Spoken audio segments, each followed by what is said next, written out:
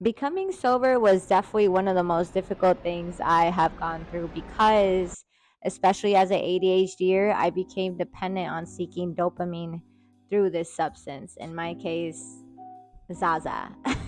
And the key here is to not feel guilt or shame that you became dependent on this substance to seek happiness.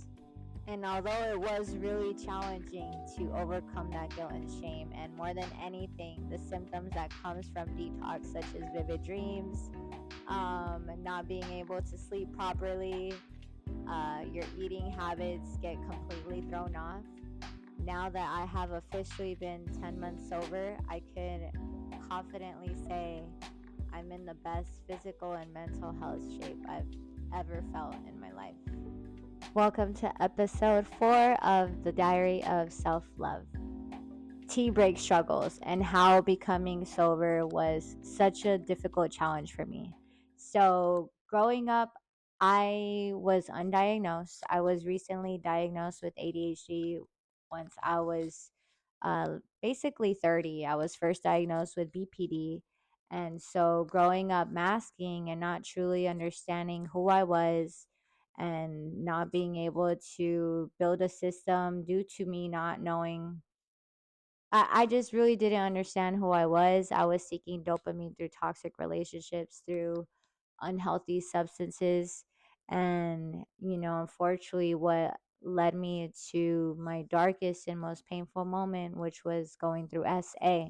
So, going through SA is essentially what allowed me to stop seeking dopamine through, I can't say the word, alcohol. I'll say it. And then later on, I was still undiagnosed, which later allowed me to become addicted to the Zaza. And by becoming addicted to the Zaza, I used to think I had control over it, truthfully. I said it was just to help me relax. It was just, to help me sleep better. It was just to help me overall just, not be as stressed throughout the day. But I noticed it became a problem when I constantly seek my when I constantly seek my dopamine through this. So in the morning I'd wake up and I would consume it. And then before the gym, I would consume it. And then after the gym, I would consume it. And then during my lunch break, I would consume it. And then I deserved another break, I would consume it. And then at night again. So it became pretty clear that it became an addictive substance for me. And I'm not saying this for everyone, that this is the case for everyone. I'm just saying my personal struggles.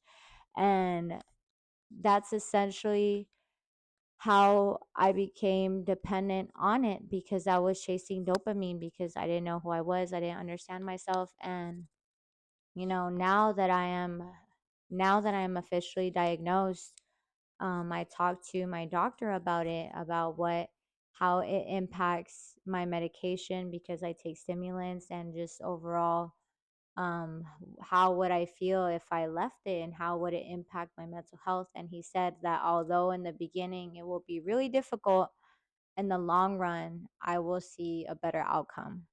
And so I went cold turkey. I just said, okay, I quit, and I quit.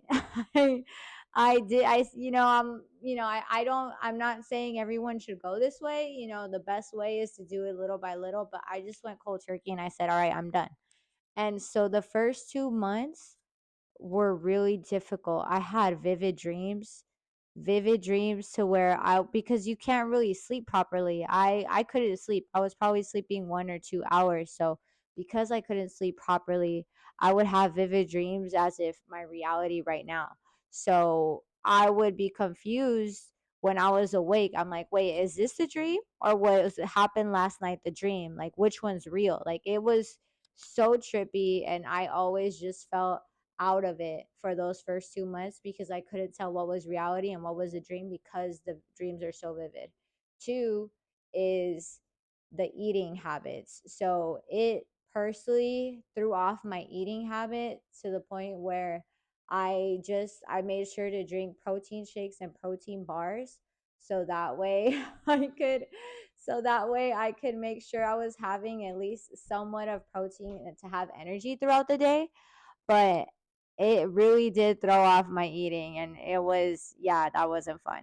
And the third thing would be I would say irritability, because you can't sleep, you're not eating properly.